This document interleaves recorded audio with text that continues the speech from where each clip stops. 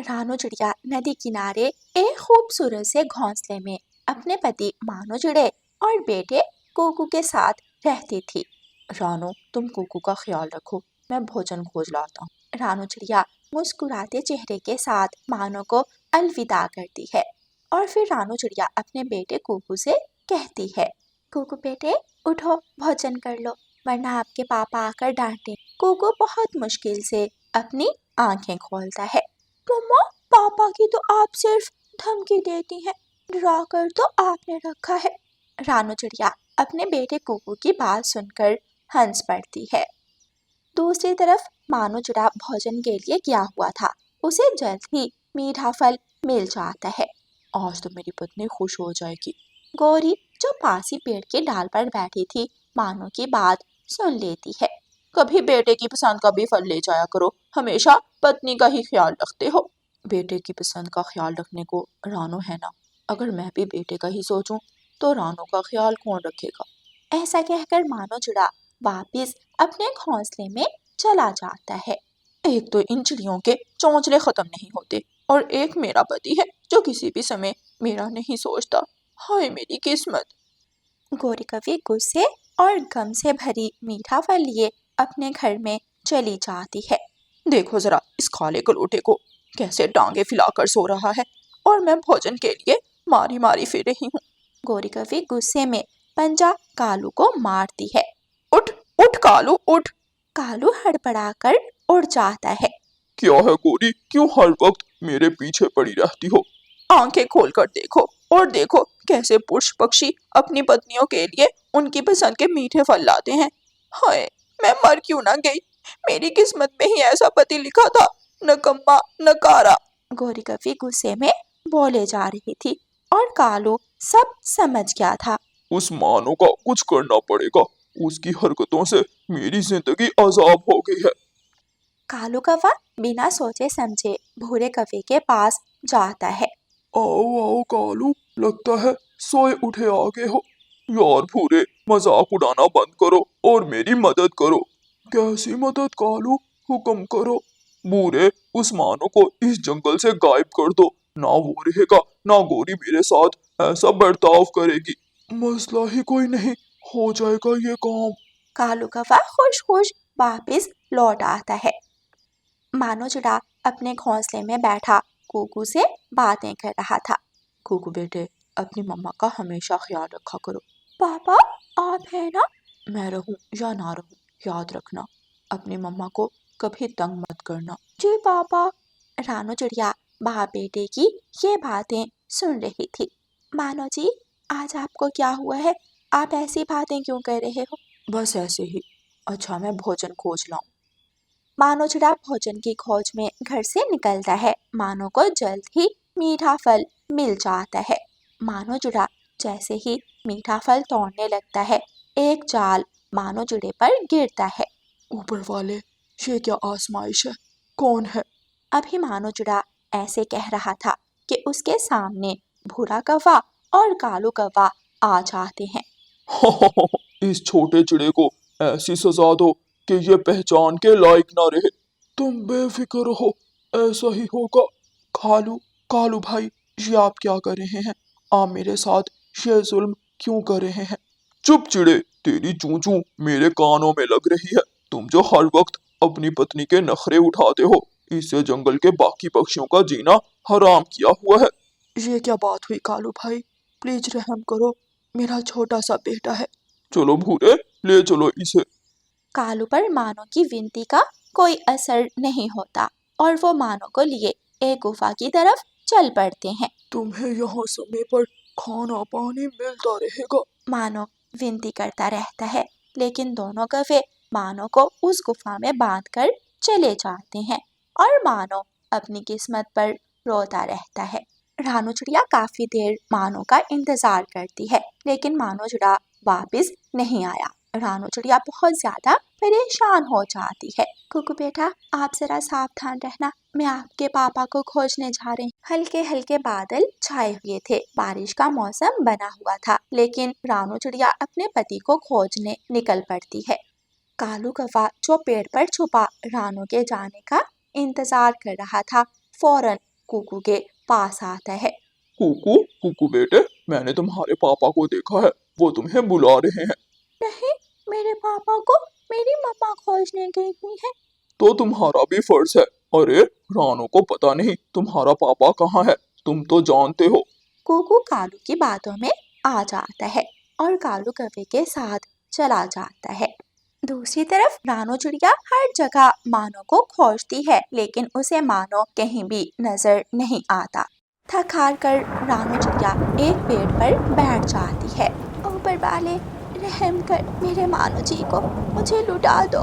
एकदम तेज बारिश शुरू हो जाती है। कुकू मेरा बेटा परेशान होगा, मुझे कुकू के पास जाना होगा। लेकिन रानो चिड़िया नहीं जानती थी कि जिसने उसके सुहाग को उससे दूर किया वो उसकी संतान का भी दुश्मन था।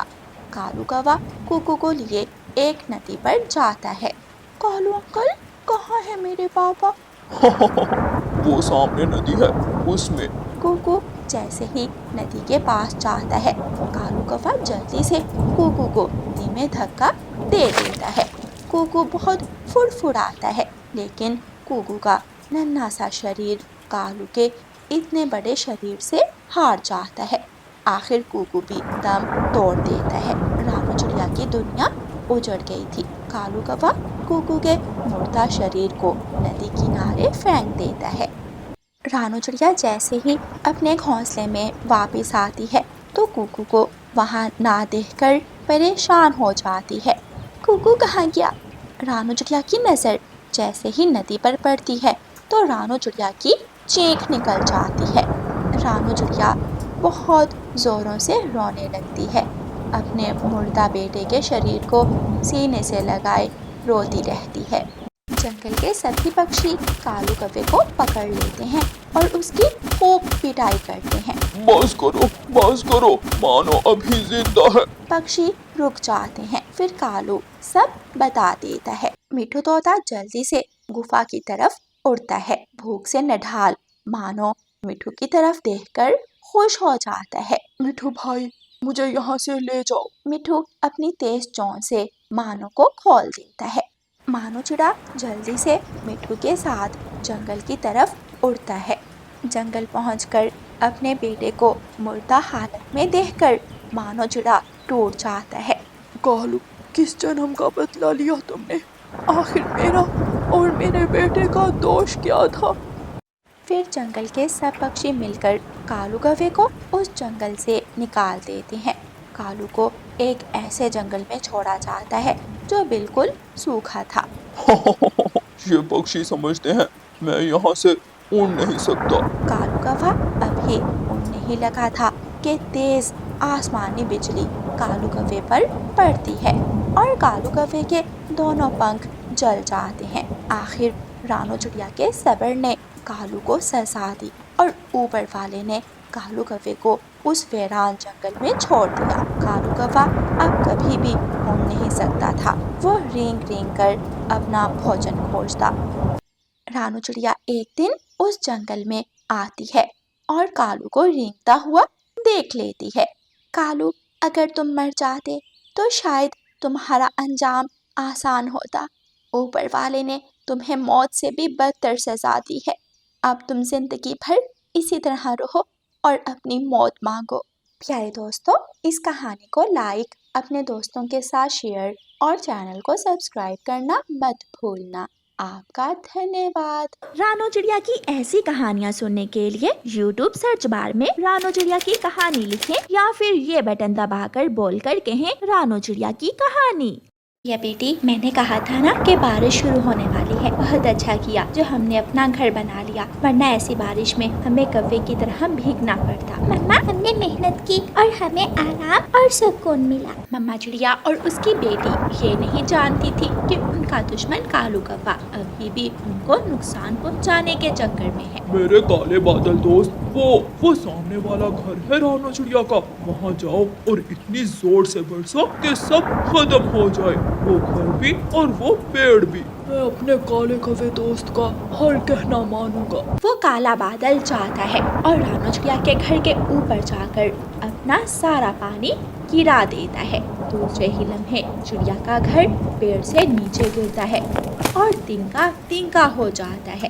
बेटी, ये कैसे हो सकता है? मैंने ये घर तेज बारिश से लड़ने के लिए बनाया था। मेरा घर इतनी जल्दी नहीं टूट सकता। अम्मा, ये प्रकृति के काम है, ये किसी दुश्मन ने नहीं किया। लेकिन अब हम कहाँ जाएं? कोई दूसरी जगह भी तो नहीं है हमारे पास। परेशान हाल दोनों माँ बेटी उड़ती हैं। थोड़ी दूर एक बड़ा आम का पेड़ था। चिड़िया उस आम के पेड़ के पास जाती है। चिड़िया, क्या तुम मेरा फल खाने आई हो? नहीं मेरे पेड़ दोस्त, मैं यहाँ बारिश से बचने के लिए थोड़ी देर बैठने आई हूँ। ऐसा नहीं हो सकता। जब तक मेरा दोस्त कालू कौवा मुझे इजाजत नहीं देगा, मैं जंगल के किसी पक्षी को अपने नीचे नहीं बैठने दूंगा। मैं अभी कालू कव्वे को बुला कर लाती हूँ। रानो चिड़िया अपनी बेटी गुड़िया को वहाँ छोड़कर कालू कव्वे को लेने जाती है। कव्वे, आम का पेड़ मुझे अपने नीचे बैठने नहीं दे रहा। आप मेरे साथ चले और आम के पेड़ से कहें कि मुझे आश्रय दे। हाँ कहूँगा, जरूर कहूँगा। कालू कौवा रानो चिड़िया के साथ जाता है। कौवा तो चिड़िया का दुश्मन था, लेकिन चिड़िया इस बात से बेखबर थी। आम के पेड़, इस चिड़िया को यहाँ से भगा दो। तुम्हारे पत्तों के नीचे सिर्फ मैं बैठ सकता हूँ, ये मेरी जगह है। कव्वे, तुम ये क्या कह रहे हो? तुम मेरे दोस्त हो। एक दोस्त अपने दोस्त को परेशान कैसे कर सकता है? तुम्हारा घर भी मेरे दोस्त काले बादल ने तोड़ा है। और हाँ, याद रखना, मैं तुम्हारा दोस्त नहीं बल्कि दुश्मन हूँ, दुश्मन। रानो चिड़िया रोते हुए कहती है। कव्वे, बहुत अच्छा हुआ जो मेरा दुश्मन खुलकर मेरे सामने आ गया, वरना ना जाने मैं कब तक तुम पर एतबार करती। चलो बेटी, ये जगह हमारे लिए नहीं है। दोनों माँ बेटी वहाँ से चलती हैं। लेकिन कालू कौवा रुकने वाला नहीं था। वो छुप छुप कर चिड़िया का पीछा करता है। रानो चिड़िया एक सेब के पेड़ के पास जाती है और उस पेड़ से आश्रय मांगती है। चिड़िया रानी, मैं डर रहा हूँ। मैं उस काले कौवे से डर रहा हूँ जो मुझे काट देगा अगर मैंने तुम्हारी मदद की तो। मेरे पेड़ दोस्त, उस काले कौवे से कब तक डरोगे? वो बुरा पक्षी है। आखिर कब तक तुम सब पेड़ उस कौवे का साथ दोगे? लेकिन मैं मजबूर हूँ। पीछे बैठा कालू कौवा हंस रहा था। गुड़िया उसे देख लेती है।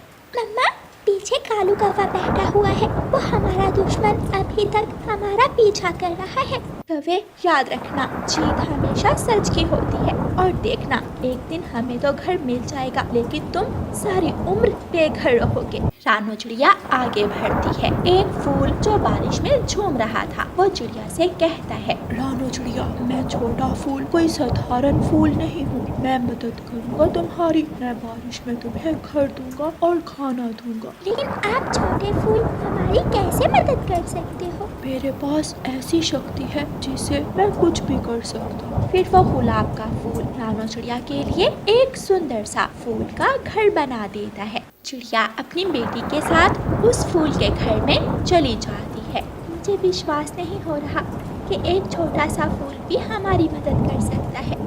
दरवाजे में बैठकर रानो चिड़िया ऐसे कहती है। और वक्त आ गया है रानो चिड़िया, आपके दुश्मन कालू कौवे को सजा देने का, ताकि वो आइंदा किसी मजबूर पक्षी को तंग ना कर सके। फिर वो जादुई फूल अपने जादू से कालू कौवे को अपने पास ले आता है और कालू कौवे को अपने कांटों में जकड़ लेता है। मुझे छोड़ दो, मैं एक अच्छा पक्षी बनना चाहता हूँ। मुझे छोड़ दो। अब समय गुजर गया कौवे, जो बुरे काम तुमने किए, आज मैं सजा दूंगा तुम्हें तुम्हारे कर्मों की। रानो चिड़िया बहुत खुश थी। वो फूल के खुशबूदार घर में आराम से बैठी हुई थी और कालू कौवा अपना बोया काट रहा था और वो कांटों में फंसा हुआ मदद की गुहार लगा रहा था। प्यारे दोस्तों, हमेशा नेकी के काम करें, क्योंकि बुरे कामों का अंत हमेशा बुरा ही होता है और नेकी और सच्चाई हमेशा जीत कर ही रहती है। और प्यारे दोस्तों, इस कहानी को लाइक, अपने दोस्तों के साथ शेयर और चैनल को सब्सक्राइब करना बिल्कुल मत भूलना। आप आपका धन्यवाद।